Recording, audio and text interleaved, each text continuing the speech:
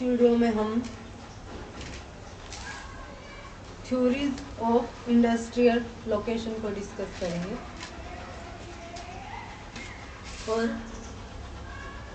ये हमारा थ्योरी से इम्पोर्टेंट टॉपिक है इकोनॉमिक ज्योग्राफी में। Theories of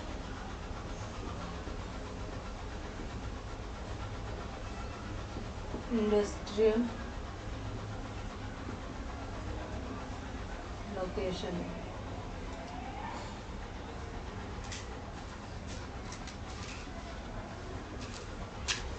theories of industrial location, इसमें हम वैसे तो कई सारे राइटर ने क्या दी है, उद्योगों पर अपने विचार दिए हैं कि किस प्रकार से उद्योग को कहाँ पर हमें लगाना चाहिए। कुछ जो राइटर है वो देते हैं कि न्यूनतम लागत के सिद्धांत पर लगानी चाहिए और कुछ अधिकतम लाभ के सिद्धांत पर कहते हैं। तो इस प्रकार से हम जो है इकोनॉमिक ज्योग्राफी में एक एक करके सभी को डिस्कस करेंगे, लेकिन इस वीडियो में हमारा रहेगा स्पेशली वेबर का सिद्धांत। इस वीडियो में हम सिर्फ और सिर्फ वेबर को डिस्कस करेंगे। ये इकोनॉमिक ज्योग्राफी में यूजीसी नेट के साथ साथ ये लगभग क्या है सभी में इसमें से जो है क्वेश्चन आ जाता है। तो इस प्रकार से हम देख लेते हैं वेबर के विचारों को इस वीडियो में।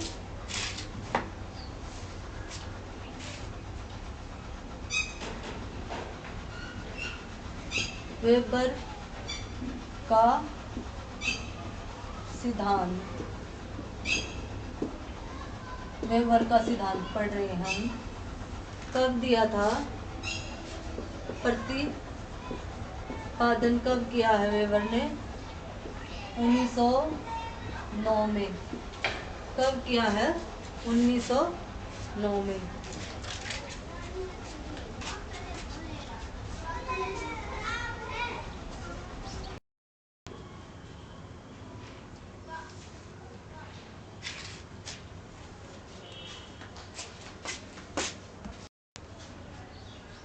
तो कब दिया था वेबर ने? 1909 में। इनकी एक बुक आई थी, बुक का नाम क्या है? वेबर की बुक का नाम क्या है? Theory of location. Theory of location of the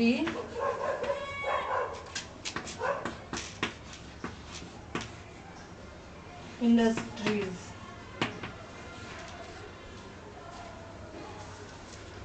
weber का सिद्धांत कब आया था? 1909 में आया था और इनकी बुक का नाम क्या था? Theory of location of the industries. इस प्रकार से कई बार ये भी होता है कि स्मिथ और जो है वेबर के अलावा 2-3 अन्य राइटर की बुक मिक्स करके आ जाती है एग्जाम में, और उनको हमें क्या करना होता है, मैच करना होता है। तो आप इस हिसाब से याद रख सकते हैं। Theory of location of the industry book किसकी है? वेबर की। और कब दिया है अपना सिद्धांत वेबर ने? 1909 में। तो इनका सिद्धांत कैसा है? इनका सिद्धांत?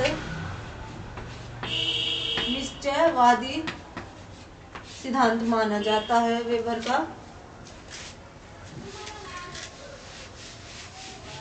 और कुछ जैसे हमने अभी तक पढ़ा है, मान्यताएं हम लेते हैं। जैसे वेबर ने भी मान्यताएं ली हैं। अलग अलग राइटर जैसे कुछ भी अपने सिद्धांत देने से पहले क्या करते हैं, मान्यताएं लेते हैं। तो वेवर की हम मान्यताएं देख लेते, क्या क्या मान्यताएं ली हैं, क्या क्या मान्यताएं।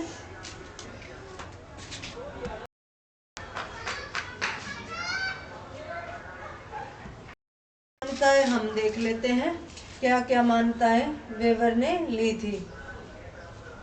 शुरुआत में क्या होता है, समरूप, यह एक रूप क्षेत्र होता है। कोई भी क्षेत्र जहाँ पर हमें उद्योग लगाना हो कैसा होगा, एक रूप या समान क्षेत्र होगा, एक रूप एक जैसी विशेषताएं होगी उसकी। फिर अगला है हमारा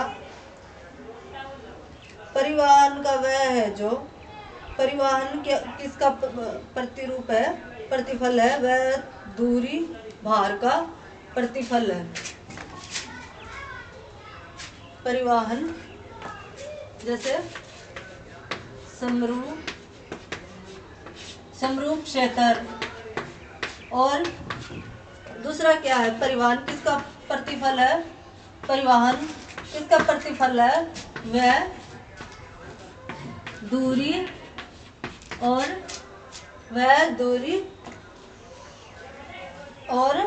भार का तीनों का क्या है, परिवहन प्रतिरूप है। तीनों को मिलाकर क्या है, वह दूरी भार का प्रतिरूप है। फिर कच्चे माल की स्थिति के स्रोत का,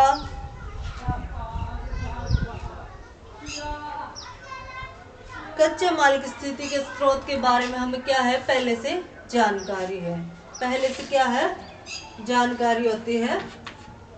कच्चे माल की क्या होती है, पहले से जानकारी होती है। फिर इसके बाद क्या मान्यता ली है, और बाजार क्या है, केंद्र के रूप में क्या है, केंद्रीय क्या होता है, बाजार, केंद्रीय क्या होता है, बिंदु के रूप में बाजार होता है। फिर अगली मान्यता क्या है, श्रम भौगोलिक रूप से निश्चित स्थानों पर विद्यमान है, यानी कि भौगोलिक रूप से क्या है, निश्चित स्थानों पर ही क्या मिलेगा, श्रम मिलेगा आपको, निश्चित स्थानों पर ही क्या होता है, श्रमिक मिलते हैं। फिर अगली है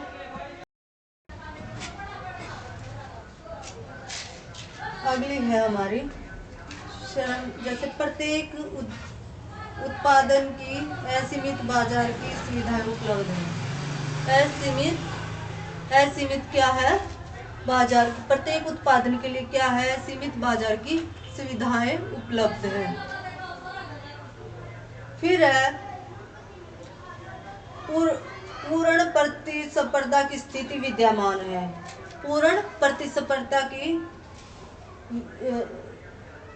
जैसे कि गाइस सारा का सारा लिखना थोड़ा पॉसिबल नहीं हो पाता, तो इसी वजह से मैं इनको ऐसे ही बता देती हूँ कि क्या होता है, पूर्ण प्रतिस्पर्धा की स्थिति विद्यमान है, और मनुष्य विवेक प्राणी है। परिवहन जाल सभी संदर्भों में समान है।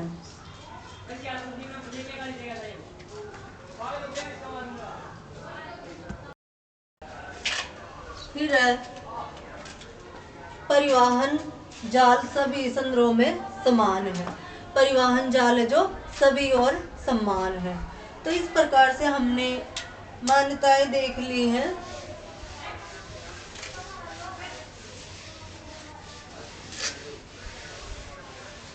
फिर क्या है,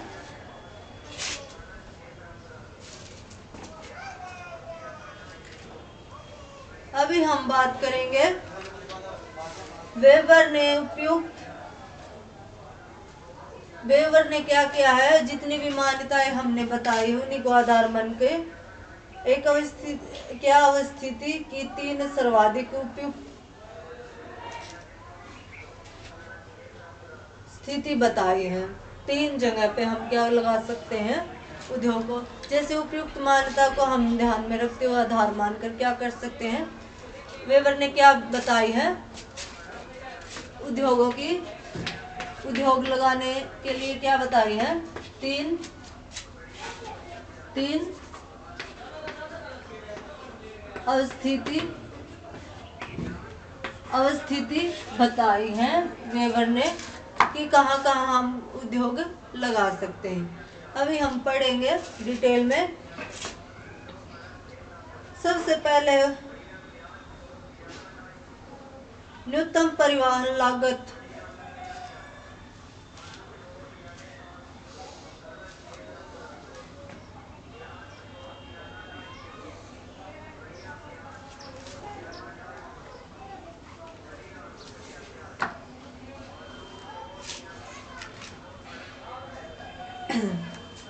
अभी हम बात करेंगे न्यूनतम परिवहन लागत अवस्थिति। सबसे पहले हमारी कौन सी अवस्थिति होगी, लोकेशन हम कहाँ पर रख सकते हैं कि जहाँ पर क्या हो, परिवहन व्यय कम होता हो, परिवहन न्यूनतम परिवहन लागत हो। फिर अगली बताई है, पहली अवस्थिति तो कहाँ होगी, न्यूनतम परिवहन लागत हो जहाँ पर। फिर दूसरी कहाँ पर होगी अवस्थिति, श्रम के कारण क्या होगा, श्रम के कारण न्यूनतम परिवहन लागत से विचलन हो जाता है। परिवहन लागत से विचलन हो जाता है। यानी कि क्या होता है कि श्रम की विशेषताओं को देखते हुए क्या हो जाता है, परिवहन लागत को हम क्या कर देते हैं, विचलन को उसके विचलन के हिसाब से देख के क्या कर देते हैं, श्रम उसको विचलित कर देता है। फिर तीसरी लोकेशन कहाँ पर होगी, तीसरे नंबर पर किस प्रकार से हम रख सकते हैं, उद्योगों की स्थापना किस प्रकार से कर सकते हैं, कहाँ पर लगा सकते हैं, जहाँ पर क्या होगा, समूह है,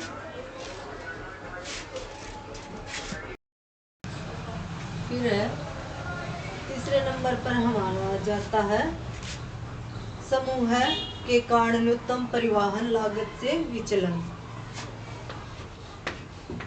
समूह के कारण न्यूनतम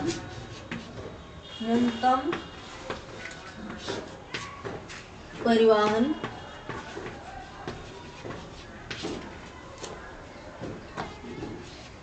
लागत से विचलन। इस प्रकार से ये क्या कहते हैं, जैसा कि हमने पहले बताया था, कुछ मान्यताएं मानी है और उन मान्यताओं को मानकर आधार हमने क्या किया कि हमने जैसे क्या किया, वेबर ने क्या किया, वेबर ने तीन तरीके की लोकेशन बताई है कि कहाँ कहाँ हम उद्योग को लगा सकते हैं। इनको अलग अलग करके हम एक एक करके डिस्कस करेंगे कि शुरुआत में क्या कहते हैं कि हम क्या करें, सिर्फ परिवहन को ध्यान में रखें, न्यूनतम परिवहन जहाँ पर होगा उसी हिसाब से हम क्या करेंगे, उद्योग को स्थापित कर देंगे।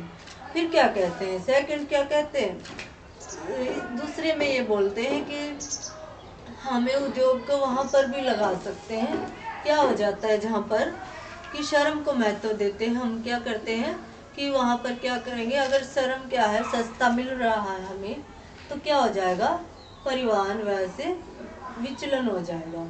फिर ये थर्ड नंबर पे बात करते हैं कि अगर क्या होगा कि हमें एक ही जगह पे इकट्ठे सभी उद्योग मिल जाए, समूह में, ग्रुप्स में, जैसे कोई उद्योग क्या है, एक बड़ा उद्योग हो गया, उसके साथ साथ क्या हो जाता है, छोटे छोटे उद्योग भी लगे हुए होते, तो क्या होगा कि वो अपनी ओर क्या करेगा, दूसरे उद्योगों को भी अपनी ओर आकर्षित कर लेगा, क्योंकि उसमें क्या रहेगा, सारी की सारी सुविधाएं उसको एक ही स्थान पर मिल जाएगी एकत्रित होके। तो क्या होगा, वहाँ पर न्यूनतम लागत जो परिवहन की लागत क्या हो जाती है, विचलन हो जाती है। इस प्रकार से इन्होंने 3 प्रकार के जो है 3 तरीके से बताया उद्योग की स्थिति, लेकिन मेनली हम देखें तो परिवहन को इन्होंने विशेष महत्व दिया था। तो इस प्रकार से हमारा वेबर का भी मॉडल शुरू ही होता है। इससे पहले हमने सिर्फ यही देखा मान्यता इत्यादि तक। तो अभी हम देख लेते हैं वेबर के विचार क्या हैं, कुल मिलाकर क्या विचार है वेबर की।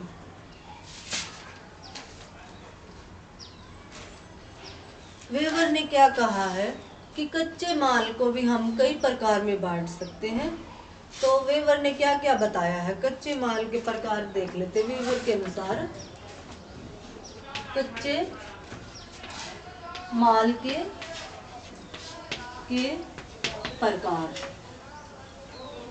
प्रकार की सबसे पहले कैसा होगा,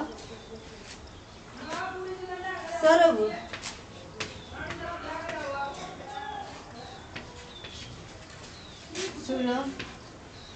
सुलभ पदार्थ।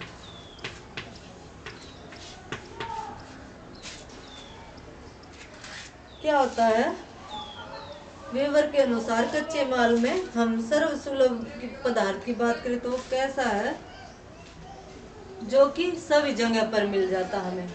ये वाले संसाधन क्या है, सर्व सुलभ, कि आसानी से हमें सभी के सभी स्थानों पर, चाहे हम कच्चे माल के पास हो या तो फिर हम बाजार के पास हो या फिर कहीं बीच में कोई ऐसी स्थिति हो जहाँ पर उद्योग लगा सकते हैं, वो क्या है आराम से हमें मिल जाते हैं।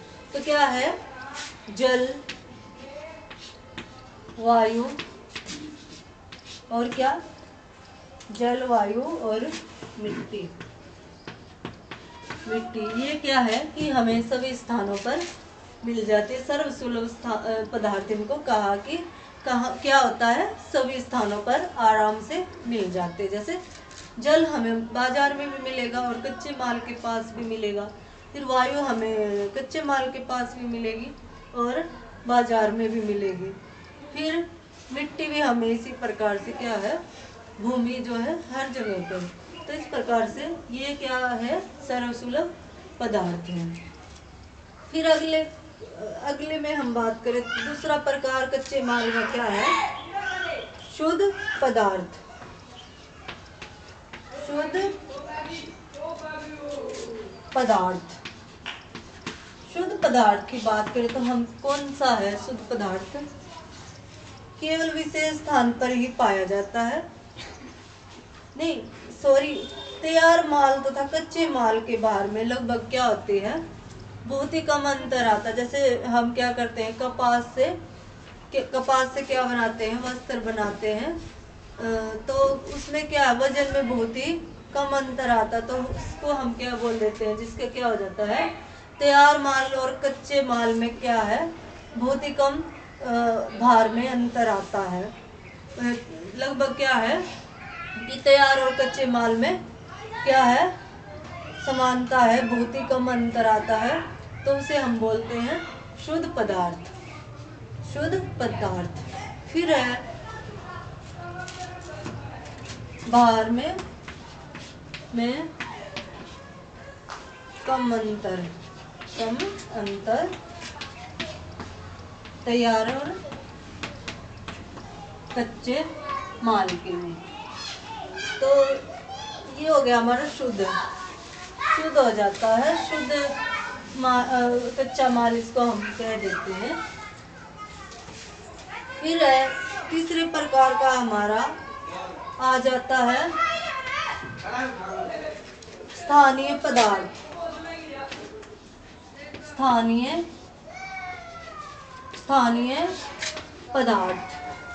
स्थानीय पदार्थ में बात करें तो वो पदार्थ या कच्चे माल जो कि किसी विशेष स्थान पर ही मिलते हैं, उन्हें क्या नाम दे दिया जाता है, स्थानीय पदार्थ। फॉर एग्जाम्पल जैसे खनिज में लोहा, तांबा और लोहा तांबा,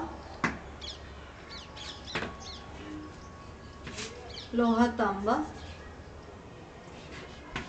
मैग्नीशियम ETC। ये क्या है? खनिज क्या है? हमारे किसी विशेष स्थान पर ही मिलते हैं। ये मान लो जैसे हम इंडिया का एग्जाम्पल देख लें तो इंडिया में क्या है कि सभी स्थान पर तो लोहा नहीं मिलेगा। इसी वजह से क्या है, लोहा इस्पात का उद्योग कहाँ पर, जैसे जो है Tata iron and steel company कहाँ पर लगी हुई है, ये जैसलमेर के राउरकेला इत्यादि में ये इंडस्ट्री लगाई गई हैं लोहा इस्पात की। तो इसी वजह से है वो, क्योंकि सभी स्थानों पर क्या है, खनिज एक जैसे नहीं मिलते, तो इस प्रकार से इनको स्थानीय पदार्थ का नाम दे दिया जाता है। फिर चौथे प्रकार में हम बात करें तो हमारा क्या आता है, किस प्रकार का पदार्थ आता है या कच्चा माल आता है। चौथे में बात करें तो हम सकल पदार्थ आ जाता हमारा, सकल पदार्थ। सकल पदार्थ में हम बात करें तो जिसमें निर्माण के समय क्या हो जाती है, कच्चे माल और तैयार माल में क्या आ जाता है, अंतर आ जाता है। सकल भाग पदार्थ उनको कहा जाता है। जैसे कच्चा माल बहुत ही हमने क्या ले लिया ज़्यादा, और फिर तैयार होकर उसका क्या मिला, बहुत ही तैयार माल क्या हो गया, उसका भार में क्या हो गई, कमी आ गई, तो इसे हम क्या बोलते हैं, सकल पदार्थ, इसको नाम दे देते हैं। तो ये हमारे थे। अभी इनको इसलिए भी डिस्कस किया जाता है क्योंकि हर जगह पे कहीं पे सकल, भार, स्थानीय इत्यादि, स्थानीय कच्चा माल, सर्वसुलभ और शुद्ध कच्चा माल इत्यादि शब्दों का यूज बार बार होगा इस थ्योरी में। इसके अलावा जो है अन्य जो इकोनॉमिक में भी इन चीज़ों का, इकोनॉमिक ज्योग्राफी के टर्म में भी हम इनको बार बार जिक्र करते हैं। तो इसी वजह से क्या है, हमें पता होना चाहिए। और क्या है, मैचिंग वाले में भी यूजीसी नेट में ये क्वेश्चन आया हुआ है एक बार, ये पदार्थ के हिसाब से और मैचिंग में इस प्रकार से मैचिंग वाले क्वेश्चंस में आया हुआ है। यहाँ पर पदार्थ का प्रकार दे दिया कच्चे माल का, और ये मिलाप दे दिया कि कच्चा माल तैयार माल में अंतर इस प्रकार से। तो इसी वजह से हमें यूजीसी नेट में क्या है, बहुत ही डिटेल में जाके क्वेश्चन किया जाता है। तो इसी वजह से हमें कंसेप्ट में कोई भी चीज़ ऐसी बिल्कुल ये नहीं है कि हमें पता ना हो कि ये सब बिल्कुल नया लग रहा है, ऐसा नहीं होना चाहिए बिल्कुल भी। तो अभी हम पदार्थ सूचकांक के बारे में बात करेंगे। स्थानीय पदार्थ के वजन तथा निर्मित माल के वजन का अनुपात क्या कहलाता है, पदार्थ सूचकांक उसको कह देते हैं। पदार्थ सूचकांक, पदार्थ सूचकांक किसे कहते हैं, कच्चे माल तथा तैयार, कच्चे माल तथा तैयार माल के अनुपात को क्या कहा जाता है, अनुपात को पदार्थ सूचकांक का नाम दे दिया जाता है। और अगर यदि मान लो क्या होगा, MI, इसको MI से डिनोट कर रहे हैं। यदि MI क्या होता है,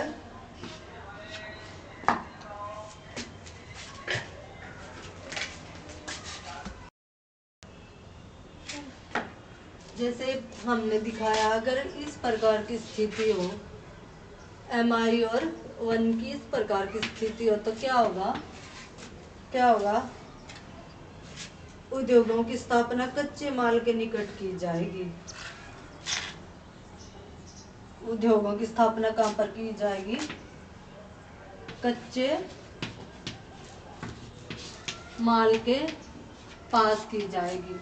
अगर स्थिति इस प्रकार से है, MI इस प्रकार से है, तो हम क्या करेंगे हम ये देख लीजिए आप, ये इस प्रकार से हमें ये 1 की तरफ खुला है, ये 1 की तरफ खुला है, तो हम क्या करेंगे?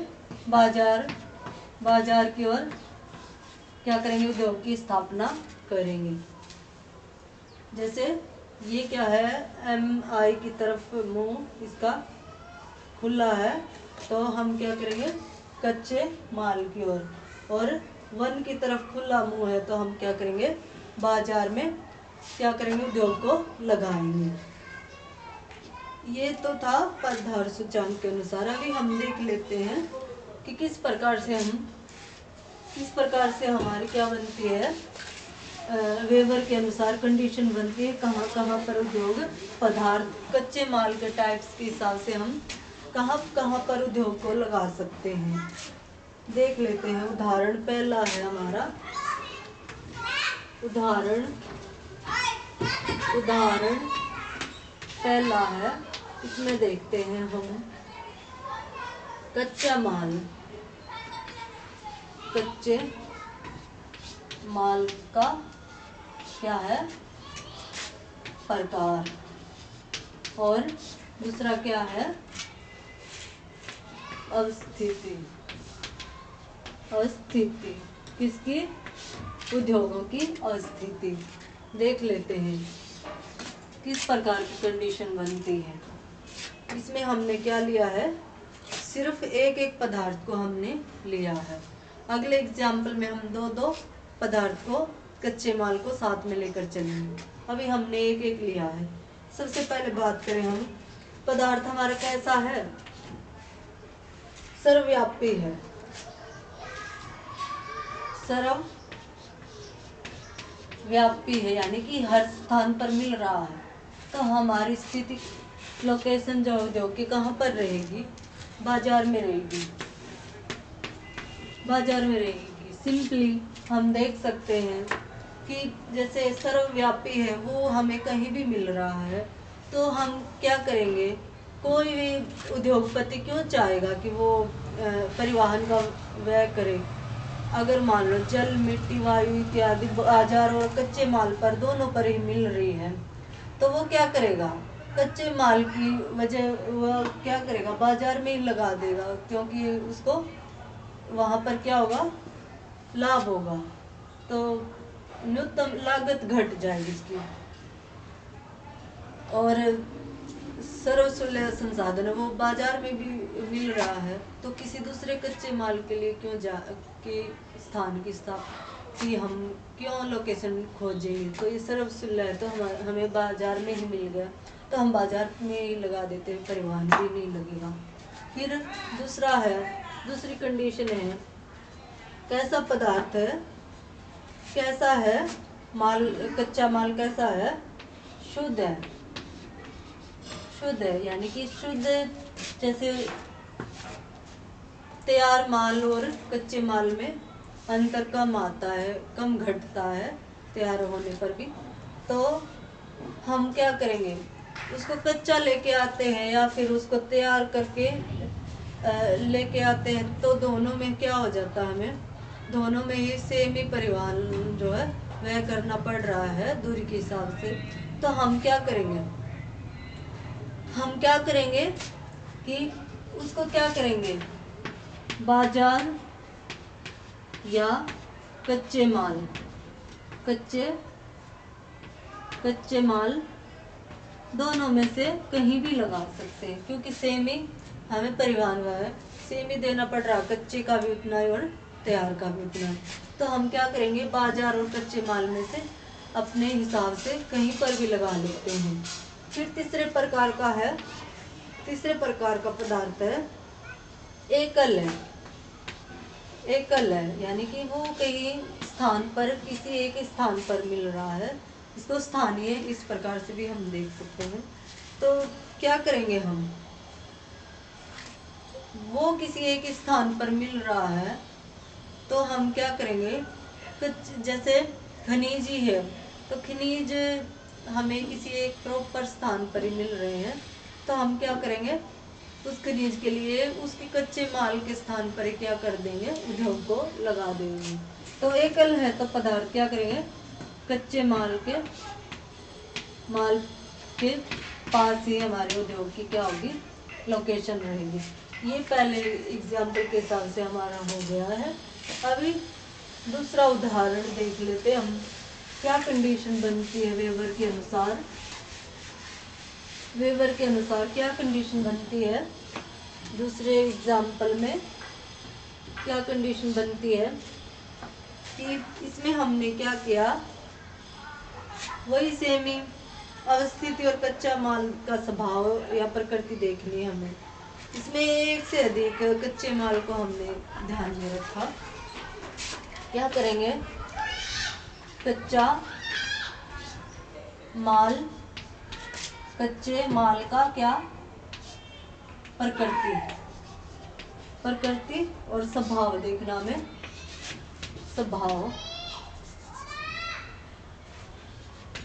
स्वभाव और क्या, अवस्थिति देखनी है, अवस्थिति किसकी, उद्योग की।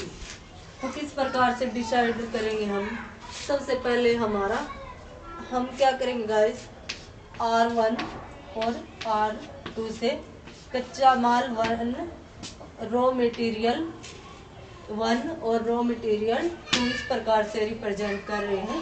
R1 और R2 को आप समझ लेना, कच्चे माल के लिए यूज किया गया है। तो देख लेते हैं, पहला हमारा कैसा है, R1 R2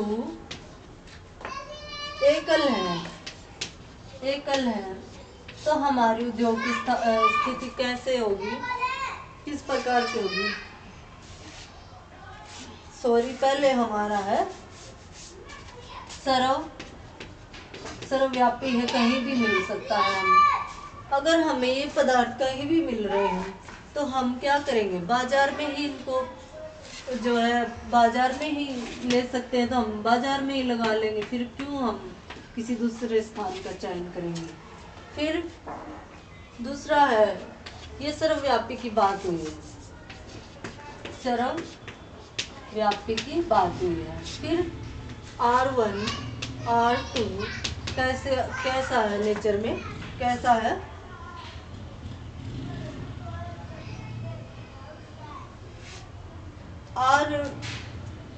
क्या है कि R1 तो कैसा है, सर्वव्यापी है, यानी कि दोनों की प्रकृति अलग अलग है। और दूसरा क्या है, शुद्ध है। इसमें भी कमी क्या है, पहला R1 क्या है, सर्वव्यापी है, हर स्थान पर जैसे जलवायु मिट्टी मिल रहा है। और दूसरा भी क्या, जैसे कपास का ही लगा लीजिए आप, कपास में क्या, कच्चा माल ऐसा जिसमें तैयार माल और निर्मित माल में बहुत ही कम अंतर आता है, तो ये भी शुद्ध है। तो हमारी स्थिति उद्योग की कहाँ पर रहेगी, बाजार के निकट लगा लेंगे, बाजार के निकट लगा लेंगे हम। फिर तीसरी सिचुएशन क्या बनती है, R1 R2 एकल है, इसमें दो कंडीशन बनेंगी।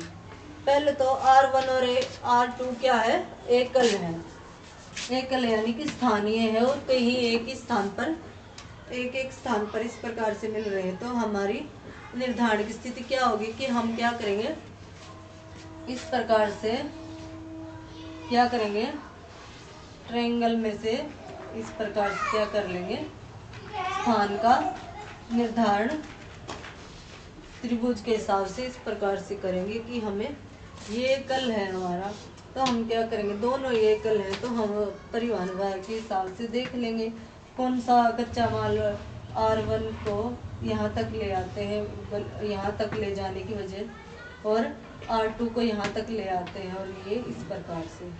तो हम इस प्रकार से डिसाइड करेंगे। इस प्रकार से करने पर क्या है, परिवहन व्यय कम हो जाता है। वजह इसको आर को यहाँ तक लेके जाएंगे, रॉ मटेरियल 1 को, और रॉ मटेरियल 2 को भी यहाँ तक लेके जाएंगे, तो हमारी क्या दूरी बढ़ रही है। लेकिन हम ये इस प्रकार से कर लेते हैं ना, तो त्रिभुज के द्वारा निर्धारण करते हैं, तो हम देख लेते हैं कि ये डिसाइड करेगी त्रिभुज के कहाँ पर हम जो है एकल होगा। जब हमारा एकल यानी कि किसी स्थान विशेष पर ही खनिज इत्यादि को आप एग्जाम्पल में देख सकते हैं होगा, तो त्रिभुज निर्धारण करेंगे। फिर कारखाने के लिए आदर्श स्थिति को क्या करेगी, त्रिभुज निर्धारित करेगी। ए बी सी, अगर हम बी वाली चीज को ए पर लेके जा रहे तो लंबी दूरी हो जाती है, और इसमें भी तो हम क्या करेंगे, इस प्रकार से त्रिभुज में से डिसाइड करेंगे कि कहाँ पर हमारी आदर्श स्थिति हो सकती है वेबर के विचारों के हिसाब से। तो इसके बाद हम बात करें, अगर इसी में R1 R2 क्या है, शुद्ध है, दोनों शुद्ध है, दोनों कच्चे माल और तैयार माल में क्या है, अंतर कम है, तो हम फिर बाजार में लगाएं।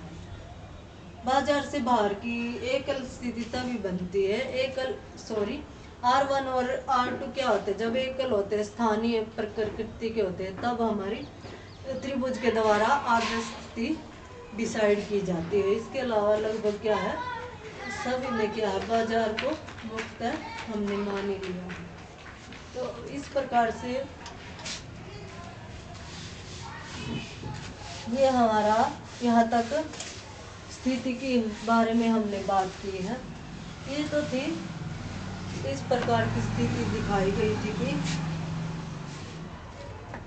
हमने कच्चे माल के साथ जोड़ के बाजार और कच्चे माल को जोड़ के हमने देखा कि कहाँ पर किस प्रकार से हम उद्योग को न्यूनतम लागत पर लगा सकते हैं। फिर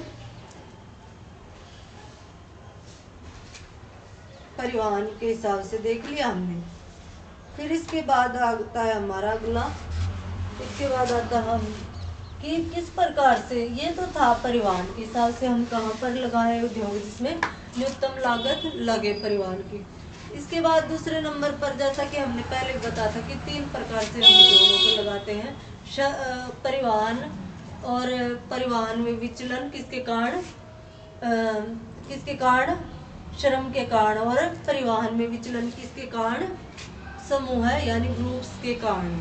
तो इस प्रकार से हम ये अभी दूसरे को डिस्कस करें परिवहन के बाद। दूसरा हमारा श्रम के कारण, किस प्रकार से स्थानीकरण का श्रम आधार मानकर देखते हैं।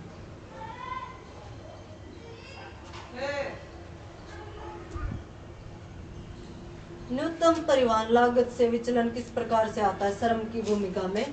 यदि यातायात व्यय की तुलना में श्रम व्यय अधिक होता है, तो इस अवस्था में क्या होगा, अवस्थिति का निर्धारण फिर से किया जाएगा। क्या मानते हैं वेबर कहते हैं कि हमने इस प्रकार से परिवहन के हिसाब से हमने सोच लिया कि हम अपने उद्योग को कहाँ पर लगाएंगे, कच्चे माल के संदर्भ में हमने देख लिया।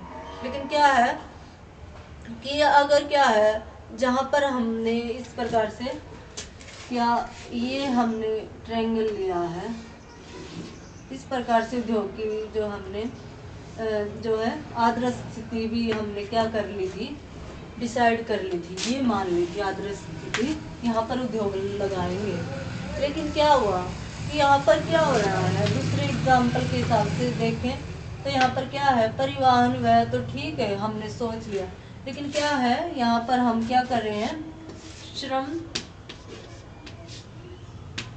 की कीमत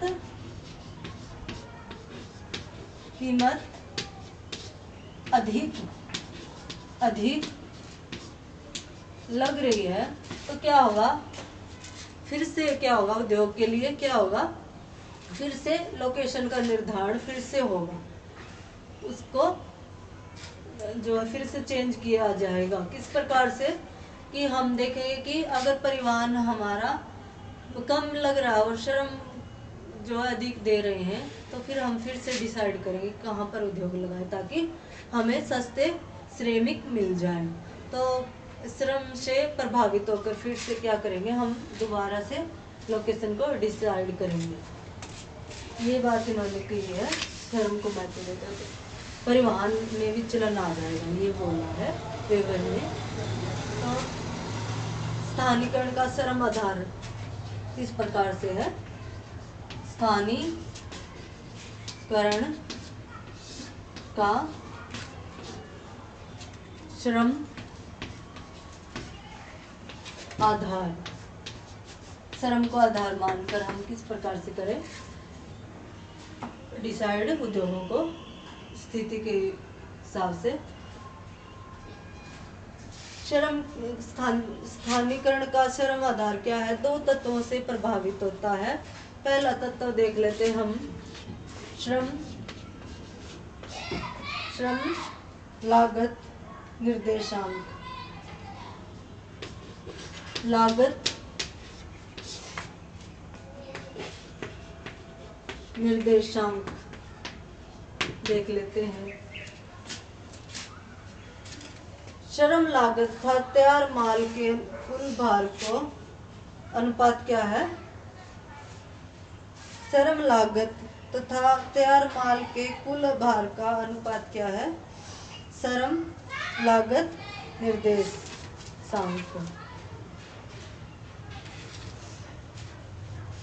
तो जैसे कि हमने बात की है कि जहाँ पर क्या होगा, सस्ते मजदूर मिलेंगे, श्रम जो है कम देना पड़ रहा है, तो क्या होगा, फिर से स्थिति चेंज हो जाएगी उद्योगों की। वेबर का ऐसा मानना है। फिर उसमें परिवहन से विचलन आ जाएगा। फिर तीसरा हमारा आ जाता है,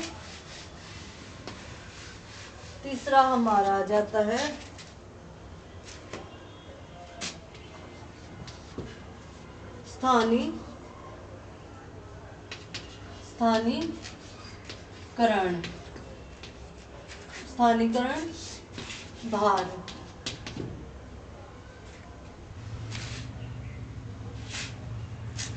उत्पादन की संपूर्ण विधि में परिवहन पर किए जाने वाले कुल भार को स्थानीकरण भार का नाम दे दिया जाता है। उद्योगों की अवस्थिति न्यूनतम परिवहन लागत बिंदु से हटकर कहाँ हो जाएगी, इसके लिए इसके हिसाब से कहाँ हो जाएगी, इसको डिसाइड करेंगी आइसोटोपेंस रेखा इसको डिसाइड करेगी। आइसोटोपेन रेखाएं कौन सी होती हैं, समान परिवहन व्यय वाले बिंदुओं को मिलाने वाली। आइसोटोपेंस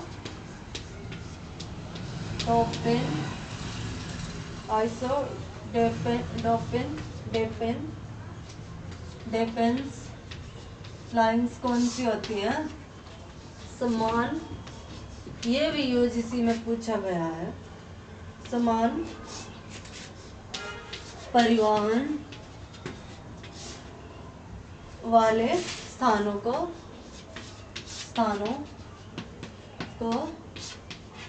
मिलाने वाली रेखाएं किस प्रकार से होती है, इस प्रकार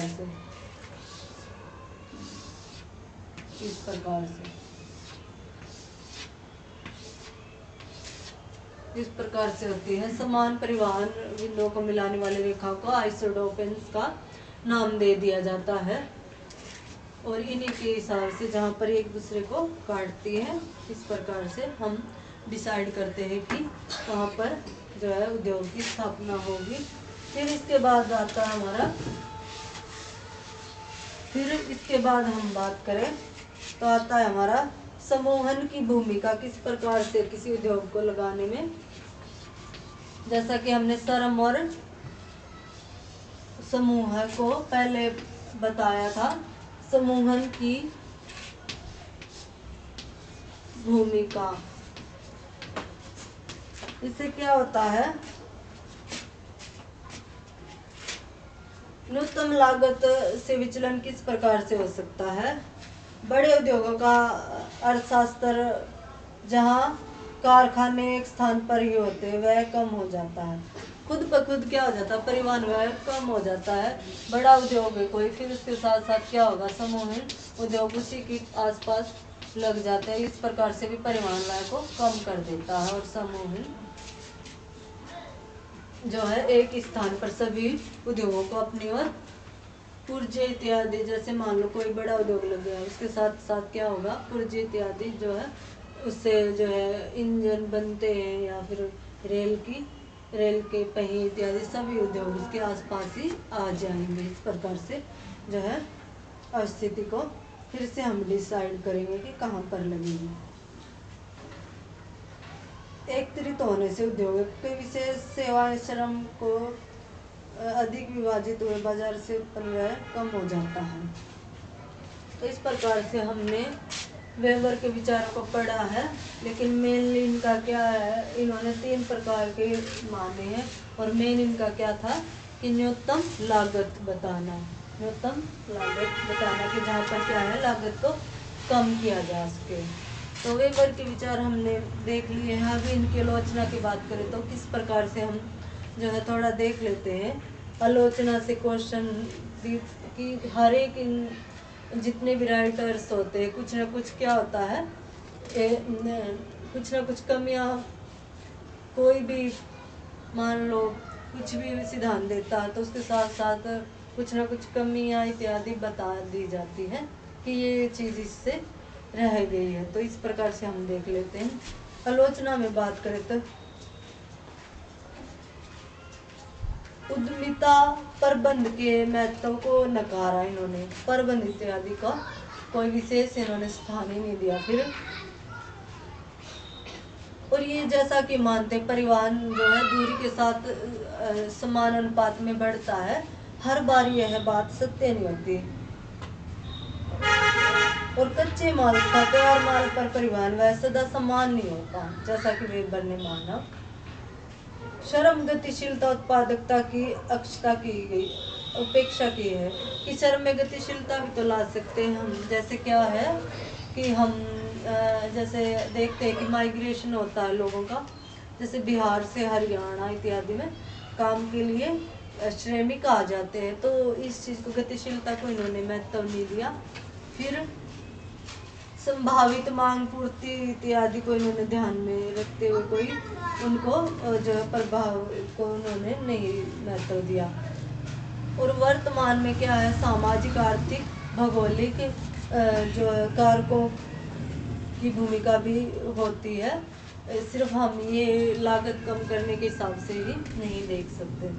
तो क्या वहाँ की सरकार, राजनीति, समाज की वहाँ पर क्या चीज़ की मांग है और जो है भौगोलिक स्थिति कैसी है, तो उस चीज़ को इसने इस सिद्धांत में महत्व नहीं दिया गया।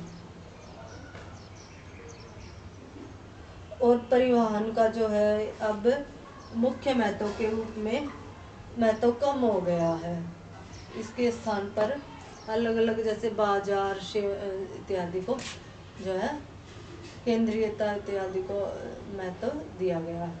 फिर अब बाजार मुक्त प्रवृत्ति है।